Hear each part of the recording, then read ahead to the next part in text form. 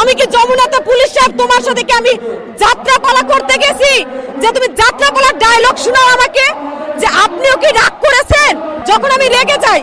কারণ আমাদের ওইখানে মিনিমাম 1 ঘন্টা দাঁড় করে রাখছে ওই যমুনার ওই জায়গায়, শেষ পর্যন্ত স্মারকলিপি নেয়নি।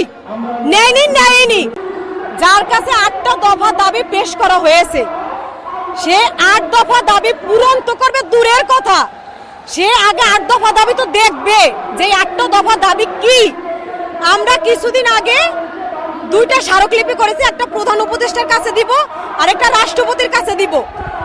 প্রধান উপদেষ্টার কাছে যখন আমরা দিতে যাই স্মারকলিপি, উনি ছিলেন না।